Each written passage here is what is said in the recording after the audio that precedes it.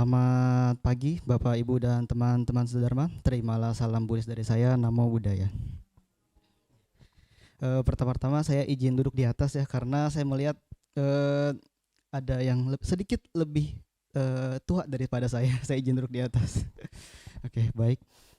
Saya juga pertama-tama ingin mengucapkan terima kasih kepada Biku Damaudo dan juga pengurus Setia Panyasika yang telah memberikan kesempatan bagi saya untuk sharing mengenai alam hantu atau peta dalam bahasa Palinya. Di sini Bapak Ibu siapa yang pernah melihat hantu? Hantu peta ya. Pernah melihat hantu atau peta ini dia bisa menjelma ya, siapa tahu coba Bapak Ibu colek samping Anda.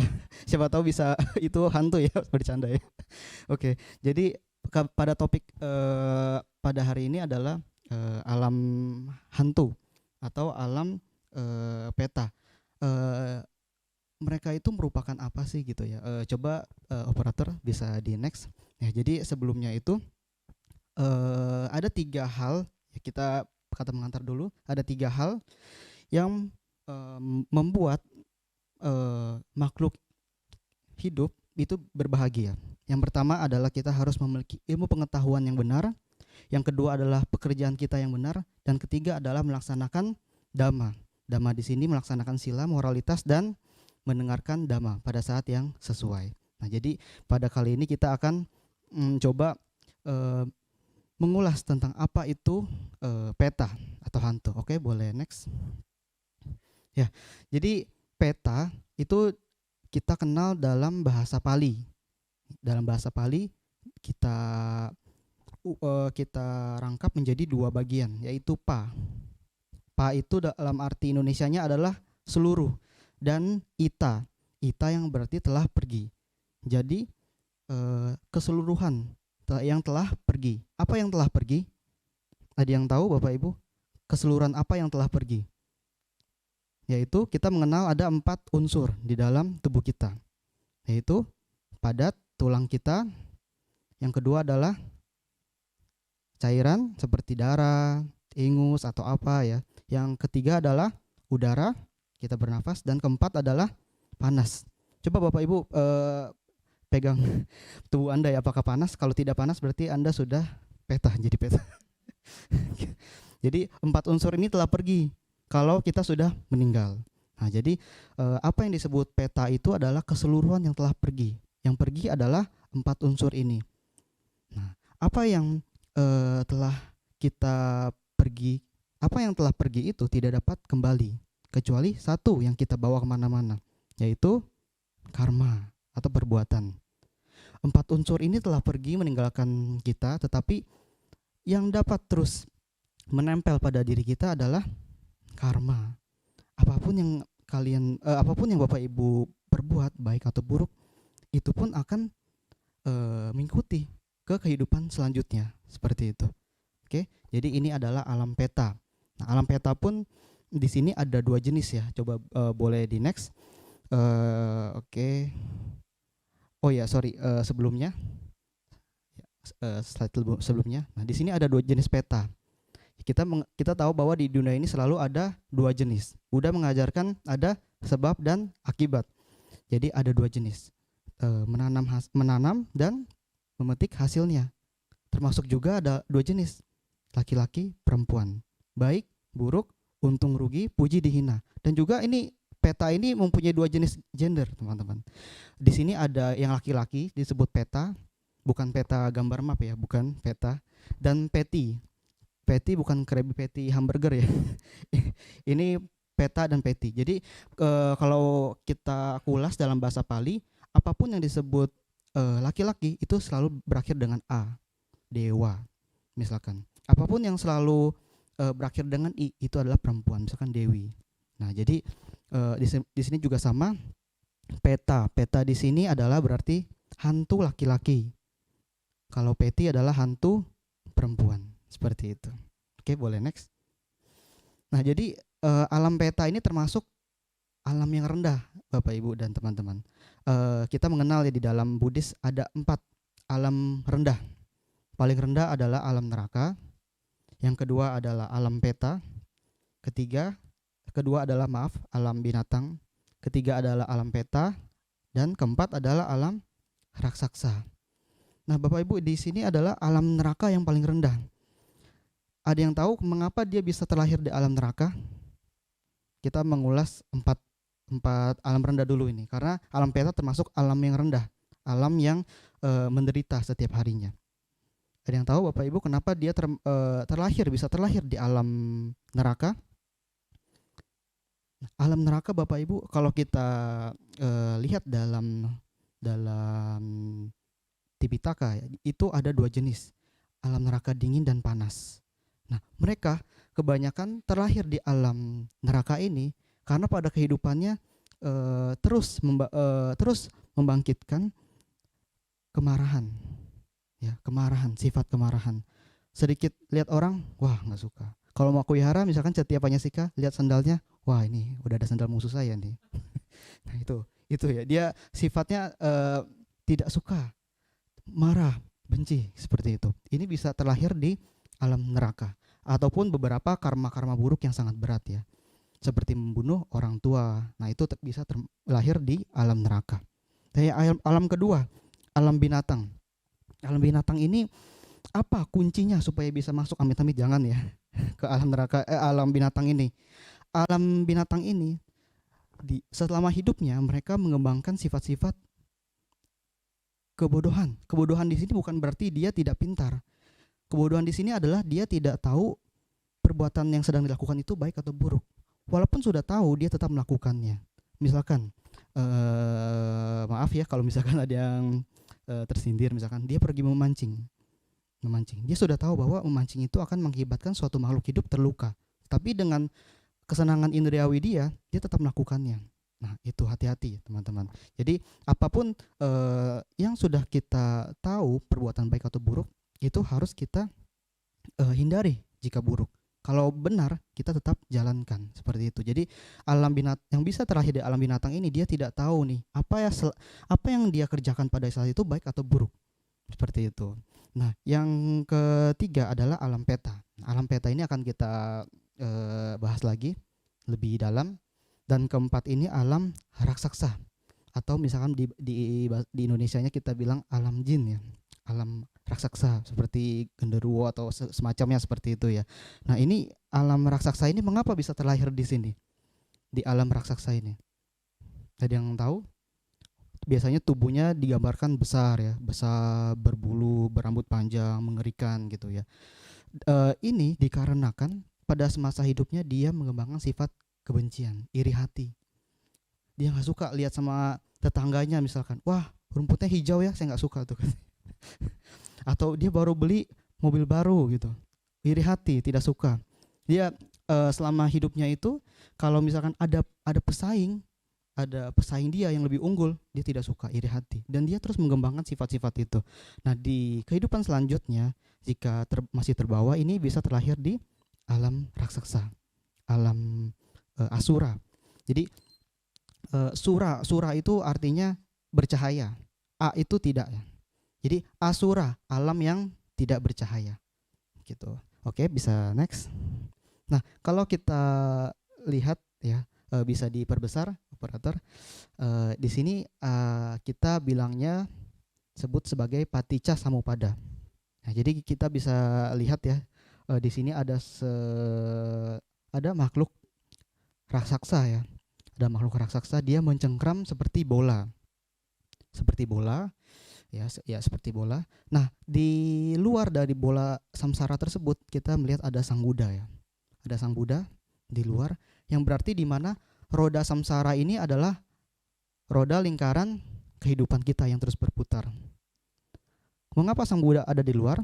Karena sang Buddha telah keluar dari roda samsara ini dan tidak terlahir dari alam-alam di samsara ini.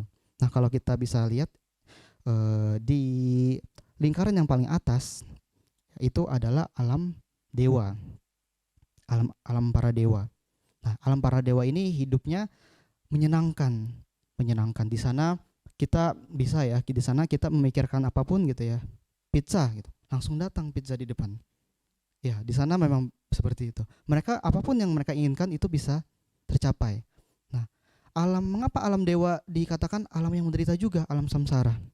Ada yang tahu gak? Karena tetapi kalau kita lihat alam dewa itu menyenangkan. Di sana banyak makhluk-makhluk yang indah, istana atau barang-barang yang mewah. Tapi kenapa termasuk golongan alam samsara, termasuk samsara juga? Ada yang tahu Bapak Ibu? Mengapa alam para dewa ini juga termasuk alam yang menderita? Nah, jadi Bapak Ibu, memang pada awalnya para dewa ini hidupnya juga panjang, umurnya panjang. Nah, tetapi pada saat menjelang kematiannya, yang tadinya tubuhnya cemerlang, bercahaya, akan redup, teman-teman. Akan redup dan juga akan yang tadinya wangi surgawi, wangi bunga para dewa, alam para dewa, ketika dia mau meninggal akan terasa menjadi bau, badannya bau, seperti itu. Jadi sudah redup dan akan menjadi bau badannya.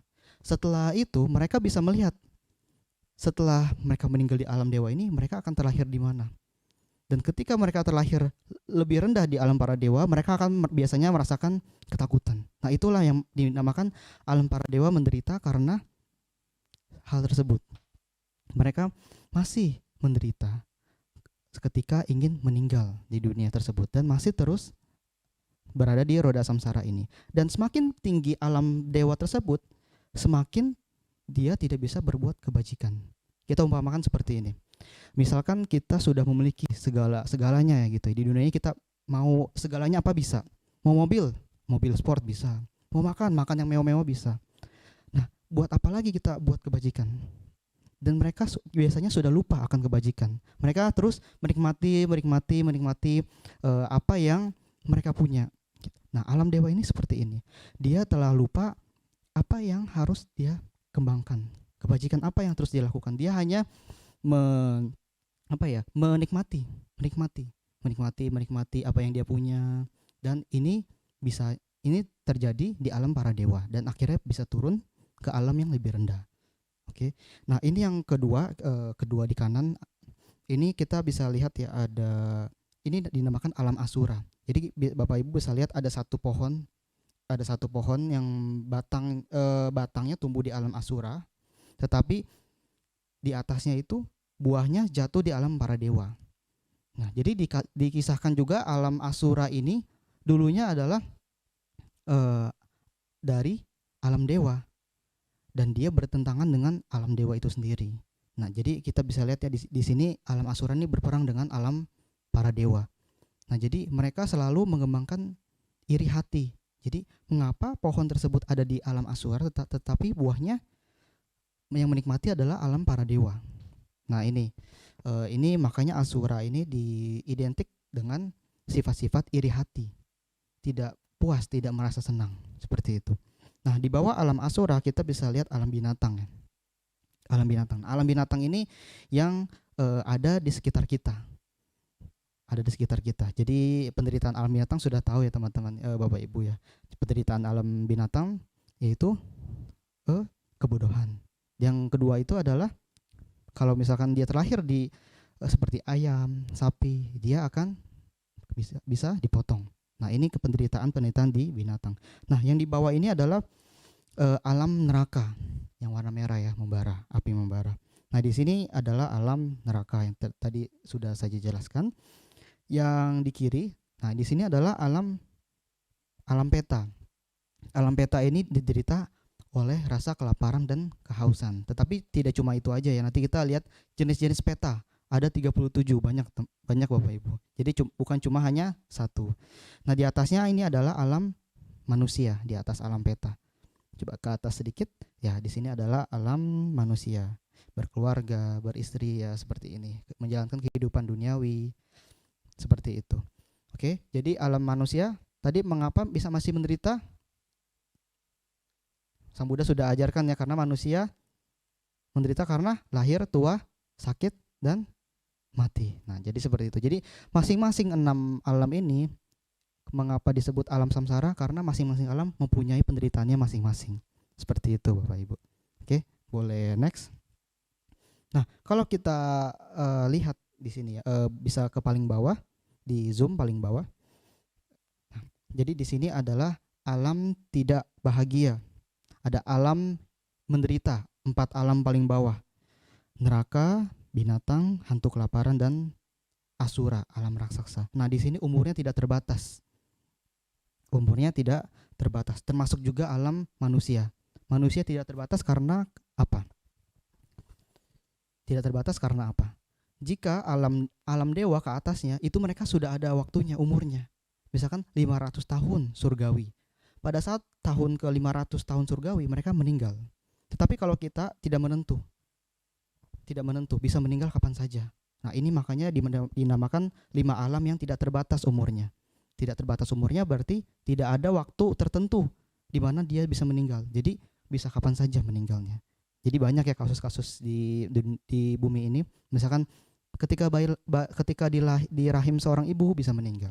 Ketika baru umur 5 tahun bisa meninggal. Ketika baru mau sekolah meninggal. Kuliah, bekerja meninggal, ataupun yang sampai tua juga bisa meninggal. Jadi alam manusia pun tidak terkondisi umurnya. Bisa meninggal kapan saja. Nah, ini adalah alam-alam ya kalau kita mengenalnya 31 alam kehidupan. Seperti ini. Oke, boleh next. Nah, jadi ini adalah ciri-ciri dari atau faktor dari alam hantu tersebut. Yang pertama adalah tanpa kebahagiaan atau selalu menderita gitu. Jadi yang pertama itu mereka menderita karena apa? Menderita yang pertama adalah karena kelaparan dan kehausan. Seperti itu. Nah, jadi penderitaan pertama ini mereka selalu mencari makanan, minuman di alam mereka. Nah, jadi ada suatu ketika ya banyak orang yang takut gitu ketemu hantu, ketemu peta. Mengapa bisa takut? Karena yang pertama itu, sedangkan kita lihat di sini yang pertama dia menderita. Nah, jadi alam peta itu sebenarnya juga sama seperti kita. Ada yang baik, ada yang sedikit tidak baik. Mereka ada yang iseng, jahil ya. Ataupun ada yang meminta pertolongan kepada kita. Nah, jadi di sini kita harus memandang alam peta itu seperti kita. Mereka juga sama seperti kita. Ini juga beberapa kenapa saya bisa sebut seperti itu, karena ada beberapa pengalaman ketika saya pernah melihat alam-alam hantu tersebut gitu. Oke. Nah, yang kedua ini mereka tidak terlihat karena mereka tidak mempunyai tubuh fisik ya, tidak mempunyai daging, kulit. Mereka kita sebut makhluk halus karena mereka tidak terlihat. Dan sebenarnya itu mereka dimensinya dekat sama kita, satu dimensi dengan kita. Tetapi satu alam dengan kita, tetapi dimensinya berbeda. Kalau yang satu alam dengan kita apa saja? Yang dari tadi 6 alam itu. Ada yang tahu Bapak Ibu? Yang satu alam dengan kita.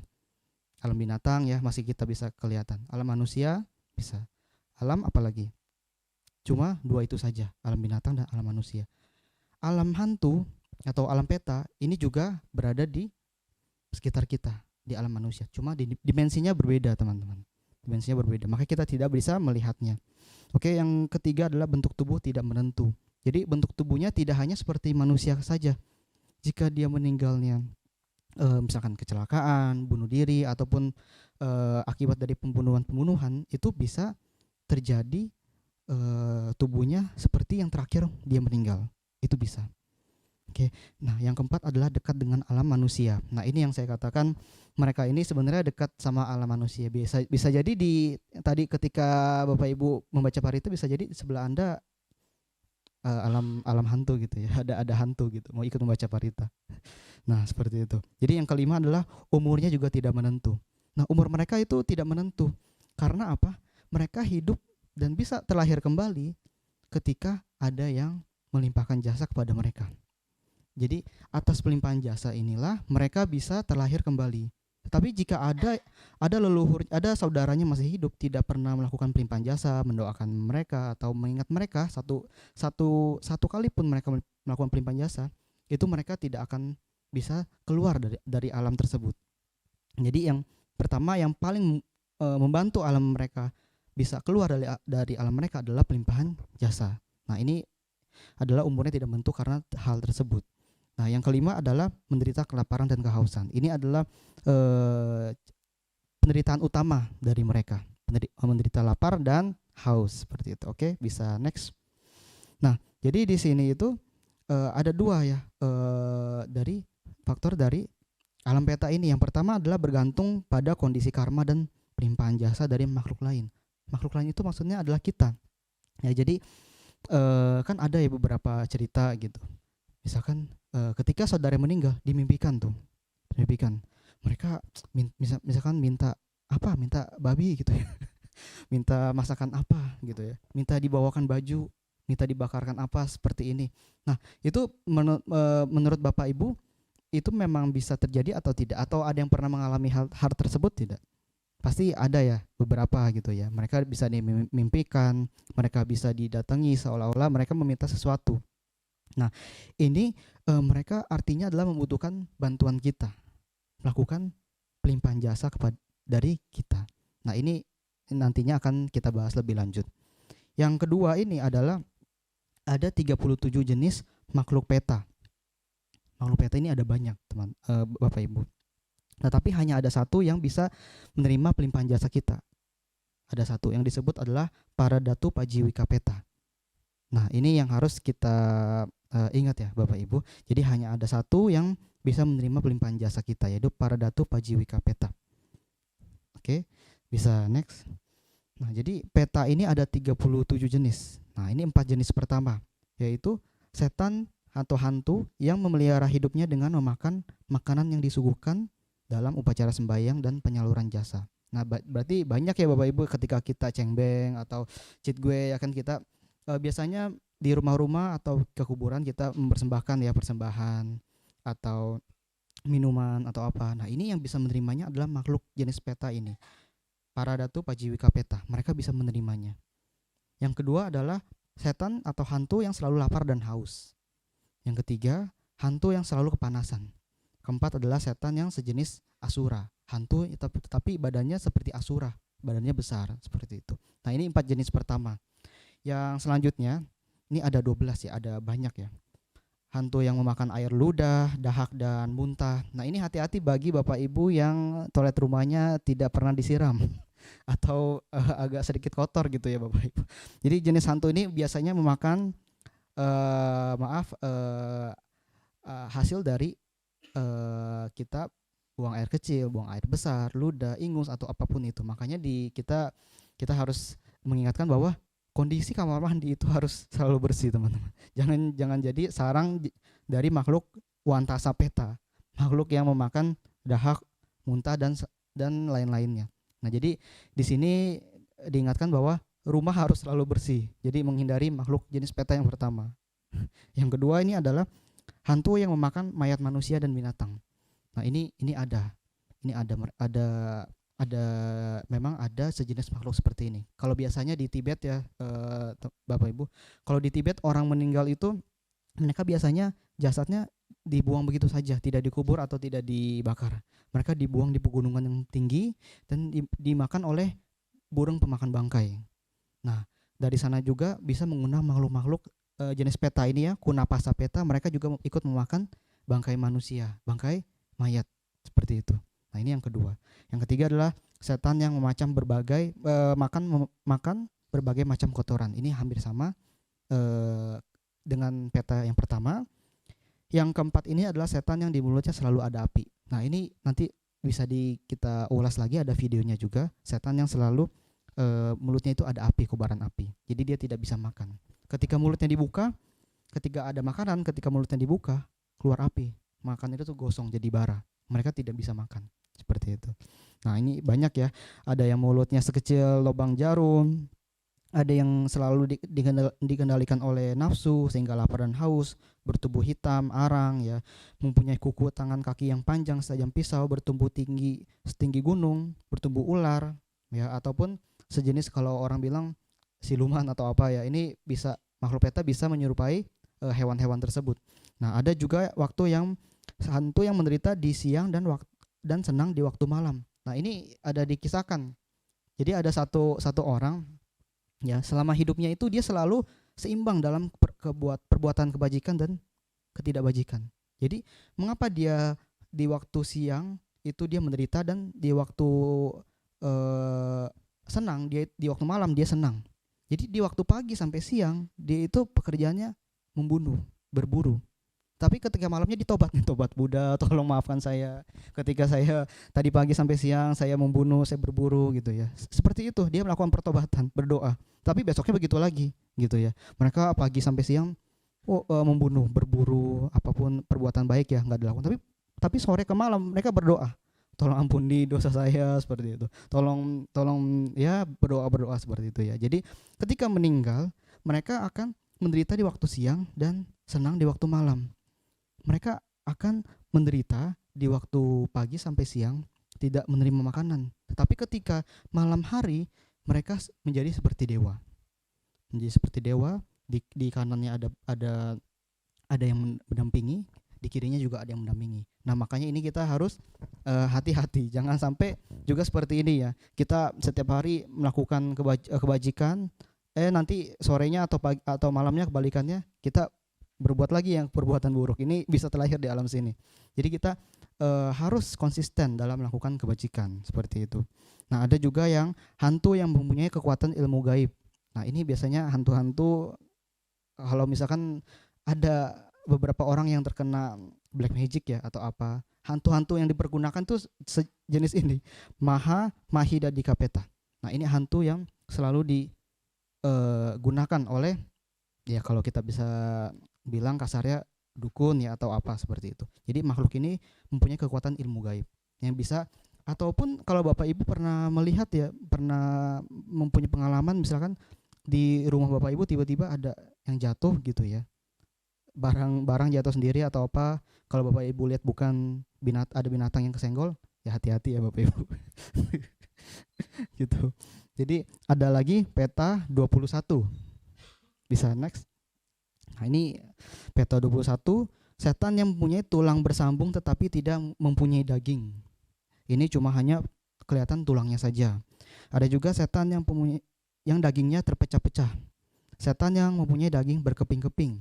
Ya, setan yang tidak mempunyai kulit, berbulu hitam, berbulu seperti tombak, berbulu panjang ya. Ini banyak ya. Berbulu seperti jarum, berbulu seperti jarum jenis kedua gitu ya. Mempunyai kemaluan yang besar, hantu dengan penuh kotoran ya, makan kotoran. Nah, ini semuanya adalah jenis hantu atau peta 21. Oke, bisa next. Nah, ini juga sebelumnya next. Sebelumnya ya. Nah, di sini ada kalau kita lihat ya, di sini ada nomor 17 dan 18. Setan yang berbadan biku dan seperti biku nih. Jadi hati-hati gitu ya. Kalau misalkan ketemu biku Dhamma-Udo ya, coba dicolek dulu ya. Tiba-tiba tembus. Nah, ini jenis hantu yang ini nih. Hantu biku peta. Peta yang menyerupai biku. Hati-hati. Jadi bisa menyerupai biku, bikuni ataupun samanera-samaneri. Nah, ini jadi saya melihat beberapa yang pernah jadi samanera juga. Jadi hati-hati kalau teman Anda tidak bisa dicolek, tembus gitu ya. Bisa jadi ini adalah samanera peta atau samaneri peti. Seperti itu. Oke, bisa next. Jadi mengapa bisa terlahir di alam peta? Ini yang pertama adalah keinginannya tidak terkontrol. Yang kedua adalah terlalu melekat. Nah, jadi ada cerita gitu ya Bapak Ibu. Ketika saya juga pernah belajar jadi samanera gitu Pak Bajan. Kita bersama rombongan para biku pergi ke rumah sakit. Kita mendoakan orang yang telah sakit gitu ya. Dan ada saudara-saudaranya bercerita kepada orang yang koma ini ya, ibu-ibu gitu ya. Bu, ini anak ibu berantem soal ini begini. Ya kan, terus terlihat tuh air matanya menangis. Tetapi ketika bicara warisan, Mas Ibu mau dimanakan, matanya melek langsung. Matanya melek. Nah, ini artinya masih ada timbul kemelekatan terhadap emasnya tersebut. Seperti itu. Nah, ini kalau misalkan masih timbul detik-detik ketika meninggal, kita masih timbul kemelekatan ataupun timbul keinginan yang masih tidak kita bisa kontrol gitu ya. Ini terbawa sampai kehidupan selanjutnya bisa terlahir di alam peta, alam hantu. Makanya kalau ketika ada orang yang sudah meninggal, kita bisa bantu bisikan bahwa ibu, misalkan bapak atau ibu tenang saja gitu ya, semuanya aman, anak-anak ibu sehat, semua misalkan ada hal-hal yang belum belum diomongkan dibicarakan dengan baik. Jadi ketika alam bawah sadarnya itu ingin menjelang meninggal gitu ya, ketika dalam keadaan koma dia pikirin tenang. Ketika pikiran tenang bisa terlahir di alam yang lebih baik atau lebih tinggi. Jangan ketika kita sudah koma ribut di depan orang yang sudah mau meninggal tuh, ini begini begini begini gitu ya. Apa terus ada juga ribut warisan atau apapun gitu ya. Nah ini bisa terlahir ketika orang yang sudah mau koma itu meninggal, itu pikiran mereka kacau. Ketika pikiran mereka kacau, mereka bisa terlahir di alam peta karena mereka masih melekat. Apa yang mereka dengarkan tuh, oh si ini lagi berantem, ini lagi begini begini. Dengan pikiran itu mereka bisa kacau dan lahir di alam peta ini. Jadi kalau tipsnya itu adalah kalau ketika orang sudah mau koma, jangan berantem atau jangan ngomongin hal-hal jelek di depan dia atau ngomongin dia yang jelek-jelek depannya, tapi bisikin yang baik-baik. Oh misalkan anak ibu sudah sehat atau apa gitu ya. Jadi biarkan pikiran mereka yang sudah mau meninggal tenang sehingga mereka tidak punya kesempatan untuk terlahir di alam peta ini. Seperti itu. Oke, boleh next. Nah, bagaimana peta terlahir? Jadi kita mengenal 4 jenis kelahiran, Bapak Ibu. Yang pertama itu adalah lahir melalui telur. Ini biasa ya binatang seperti itu. Yang kedua adalah lahir melalui kandungan. Ya hewan mamalia ataupun kita juga manusia lahir melalui kandungan. Yang ketiga adalah kelembaban. Biasanya nyamuk, kodok seperti itu ya. Dan keempat adalah kelahiran spontan. Nah, alam peta ini lahirnya spontan. Jadi tanpa sedetik pun langsung terlahir. Atau juga alam dewa juga spontan. Mereka terlahirnya tidak menunggu waktu, mereka spontan langsung terlahir. Ini alam peta. Alam peta mereka terlahirnya spontan. Oke, boleh next. Nah, jadi di mana mereka berada hidupnya mereka? Nah, mereka biasanya ada di hutan-hutan, lingkungan kotor atau lembab seperti itu. Ataupun juga ruangan rumah kosong, rumah gelap ya.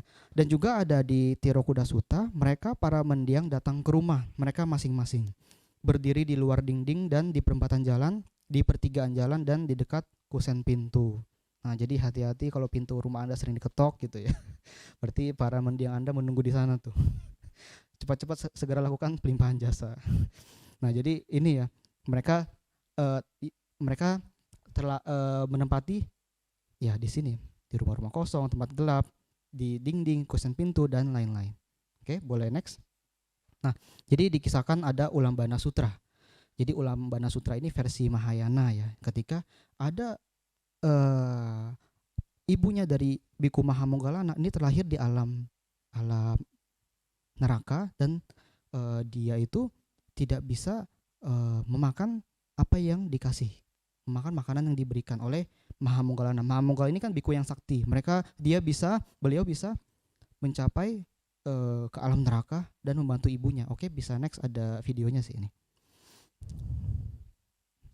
Ya, diklik saja. Nah, jadi ini mungkin kalau Bapak Ibu pernah melihat video ini gitu ya, Bapak. Nah, ini jadi ada seorang biku Mahamoggallana dengan kesaktiannya dia melihat ya, dia mencari di mana ibunya terlahir. Dengan kesaktiannya beliau mencari di mana ibunya terlahir.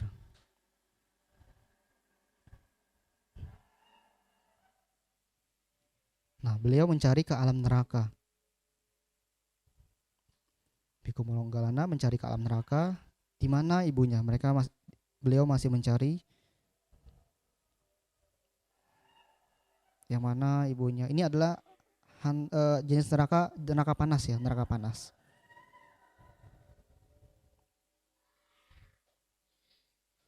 Nah, ternyata ibunya, beliau ketemu ya dengan ibunya ya.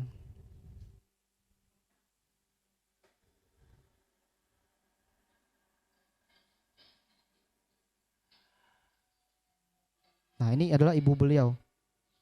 Dan beliau dengan kesaktiannya melihat, nah ini sebelumnya adalah ibunya dia, Biku Mahamoggallana. Nah, bertanya, menderita apa ibu? Saya kelaparan. Nah, Biku Mahamoggallana, nah saya kelaparan. Nah, bagaimana ya katanya? Bagaimana untuk menolong ibu dari Moggallana, Bante Moggallana tersebut? Eh, Oke, ini ke skip ya mungkin tadi. Bisa dipercepat sedikit di bawahnya. Gak bisa ya. Oke.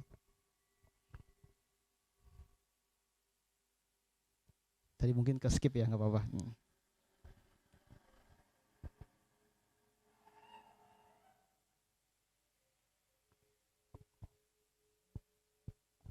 Jadi juga ya mungkin kalau ada yang baru datang bisa melihat tontonan ulang lagi.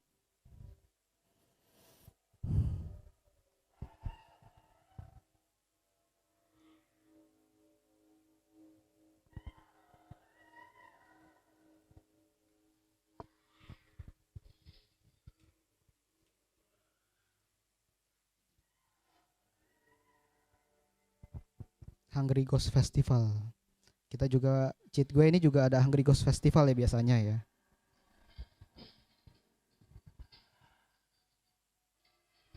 Nah, ini ibunya Bante Mahamoggallana.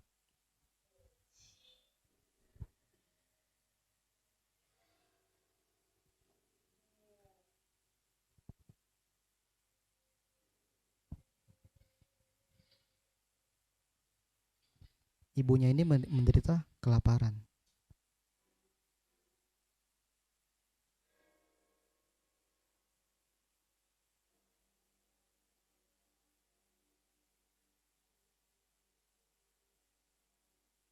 Nah, karena Bante Mahamoggallana ini sakti ya, beliau bisa menciptakan makanan dan memberikannya makanan kepada ibunya. Nah, ketika mau dimakan, tadi ada yang masih ingat jenis peta ini makanannya jadi gosong, jadi bara. Tidak bisa memakan ya.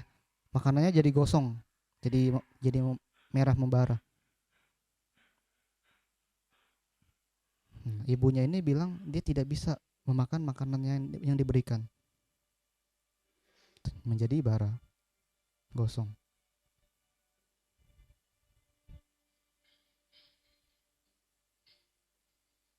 Ibunya bilang saya tidak bisa. Nah, jadi sedih ya, Bante Mahamoggallana sedih. Dan beliau kembali ke alam manusia. Ketakutan ya, Biku Mahamoggallana ketakutan. Nah, dan beliau mengingat selama hidupnya ibunya telah merawatnya. Seperti itu.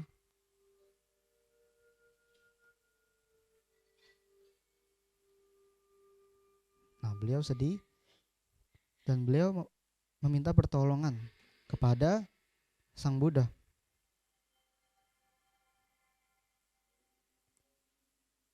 Nah, bagaimana menolong ibu saya, Bagawa? Ini diceritakan memang benar ya di Ulambana Sutra. Nah, beliau Sang Buddha mengatakan bahwa Biku Moggallana harus memberikan dana makanan kepada biku di seluruh penjuru. Dengan begitu baru dapat dilimpahkan jasanya kepada ibunya. Nah, akhirnya Biku Moggallana ini memberikan dana ya kepada para biku. Dan para biku ini melimpahkan jasanya. Ya. Nah, ketika makan rantainya putus dan ibu Moggallana bisa terlahir kembali di alam yang lebih tinggi.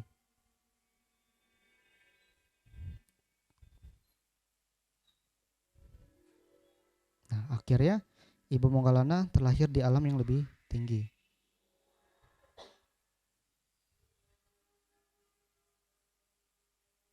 Nah, dan bersuka cita pada saat waktu itu. Nah, jadi penting ya Bapak Ibu, ketika berdana makanan kepada para biku, selalu melimpahkan jasa kepada para leluhur kita. Nah, itu yang paling penting. Oke, boleh next. Nah, ini adalah kisah dari Raja Bimbisara. Pada saat waktu itu ketika Raja Bibisara mengundang Buddha, beliau lupa melimpahkan jasa setelah memberikan dana makanan kepada Buddha. Ketika malam harinya Raja Bibisara ini ditakuti oleh para leluhurnya. Di kamarnya digedor-gedor, ada sekelibatan hitam-hitam, dan Raja Bimbisara ini merasa takut. Keesokan harinya dia bilang kepada Buddha, mengapa ya saya terganggu oleh hantu-hantu ini? Dan saat waktu itu Buddha bilang bahwa ketika kamu memberikan dana kepada saya, kamu lupa melakukan pelimpahan jasa, padahal mereka sudah menunggu di dinding-dinding tersebut. Nah, ketika hal tersebut, si Raja Bimbisara ingin memberikan dana kembali kepada Buddha. Nah, ketika Raja Bimbisara memberikan dana makanan kepada Buddha, di alam peta langsung tercipta makanan yang sangat mewah. Ketika Raja Bimbisara memberikan air, di sana langsung tercipta kolam yang sangat indah, mewah. Ketika Raja Bimbisara memberikan dana jubah, ketika itu juga leluhurnya berubah penampilannya menjadi pakaian surgawi. Nah, ini pentingnya dari melakukan pelimpahan jasa.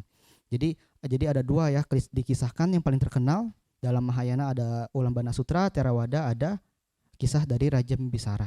Oke, boleh next. Nah, ini contohnya nih, alam peta dengan perutnya buncit gitu ya. Ini dia tidak bisa makan ya. Nah, hal ini sangat menakutkan. Oke, boleh next. Nah, ini juga ada di mana ada orang yang membuang air besar gitu ya. Sudah ditunggu tuh sama makhluknya. Jadi hati-hati. Sudah ditunggu oleh makhluknya ketika membuang air besar atau air kecil. Oke, boleh next. Nah, ini juga hantu yang tadi ya, ibunya Bante Mahamonggalana, hantu yang di mulutnya selalu keluar api membara. Oke, boleh next. Nah, ini juga nih ya, ada sekumpulan orang-orang membuang kotoran gitu ya di depan dan langsung dimakan oleh makhluk-makhluk hantu tersebut. Nah, jadi dikondisikan rumah Anda tetap bersih seperti itu. Oke, boleh next. Nah, ini juga salah satu jenis peta. Dan ini digambarkan dalam tradisi Chinese ya. Jadi mereka menggambarkan dalam tradisi Chinese. Oke, bagaimana nextnya? Bagaimana kita menolong makhluk peta dengan pelimpahan jasa. Jadi pati dana gitu ya. Pati itu adalah jasa kebajikan, dana itu kita memberi. Jadi dengan pati dana adalah memberikan hasil jasa kebajikan yang telah kita peroleh. Gitu. Boleh next? Nah, jadi banyak yang tanya ya, apakah cara melakukan pati dana itu gimana? Apakah berhasil? Seperti itu kan banyak yang tanya ya. Ketika ini dia bingung nih, apakah leluhurnya berhasil terima atau tidak. Yang pertama dalam kita kutip ya, Kudaka Pata, ada 3 syarat pertama pati dana. Yang pertama adalah ada yang menunjukkan kepada makhluk tersebut. Yang kedua adalah makhluk tersebut harus bergembira. Dan yang ketiga adalah terpenuhinya 2 syarat di atas. Jadi seperti ini. Ketika kita sudah melakukan kebajikan, kita mau melimpahkan jasa. Nah, kita harus kita harus memikirkan kepada siapa yang harus kita tuju pelimpahan jasa ini. Kita misalkan mau melimpahkan jasanya kepada kakek kita. Nah, kita bisa mengingat atau kita bisa membayangkan wajah beliau atau nama beliau masih ingat gitu ya. Bisa atas jasa-jasa kebajikan ini saya limpahkan kepada kakek saya. Ataupun jika sudah lupa namanya ataupun mukanya, itu kita bisa bilang saja makhluk-makhluk yang memiliki hubungan karma dengan kita, leluhur dengan hubungan karma dengan kita, seperti itu. Nah, jadi jika mereka bergembira dan mereka mengetahui bahwa ada saudara kita loh gitu yang berdana untuk demi nama kita gitu, dan mereka mengingat kita, nah mereka berbahagia. Nah, disinilah pelimpahan jasa ini berhasil, seperti itu. Tetapi kita pada umumnya tidak tahu ya mereka bergembira atau tidak gitu ya. Kalau mereka bergembira pada takut ya, terima kasih gitu, terima kasih gitu ya. Nah, jadi disimpulkan, jadi yang pertama adalah ada yang melakukan kebajikan gitu. Jadi kita mau menolong orang, kita harus punya kebajikan dulu. Kayak kita mau memberikan dana makan ke Bante, tapi kita kasih piring kosong, kurang ajar itu namanya. Jadi kalau sama kita membantu makhluk peta leluhur kita harus ada pelimpahan jasa, ada nasinya, atau ada kebajikan dulu kita perbuat. Yang kedua, kita harus melakukan tindakan tersebut, pelimpahan jasa dengan aspirasi ya, mengucap tadi ya. Yang ketiga adalah makhluk yang dituju itu harus mengetahuinya. Nah ini kita nggak tahu ya, tapi kita tetap doakan saja. Yang keempat adalah makhluk tersebut harus bergembira. Ini juga kita tidak tahu, tetapi kita melakukan saja, nggak apa-apa. Yang kelima adalah kalau mereka mau bisa terlahir di alam yang lebih tinggi, karma buruk mereka harus tinggal sedikit, baru mereka bisa terlahir di alam yang lebih tinggi. Seperti itu. Oke, jadi nextnya, siapa yang paling membutuhkan pelimpahan jasa? Alam peta, gitu ya. Oke, nah nextnya, ya nextnya lagi, boleh. Nah, jadi Bapak Ibu ada yang ingin bertanya atau ada yang ingin boleh sharing ketemu hantu atau apa seperti itu.